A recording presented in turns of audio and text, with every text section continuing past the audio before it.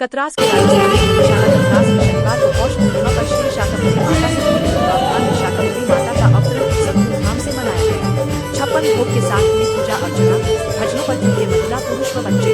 जन्मोत्सव पर भजन संध्या का आयोजन किया गया, जिसमें धनबाद के मशहूर भजन गायक परितोष एवं मिनी इंडिया के एक से बढ़कर एक संगीत में भजन सुनाकर श्रोताओं को मंत्रमुग्ध कर दिया। विद्वान पंडित अजय शर्मा ने 56 भोग के साथ माता की पूजा अर्चना की। पूजा अर्चना में बड़ी संख्या में महिला पुरुष एवं बच्चों ने भाग लिया।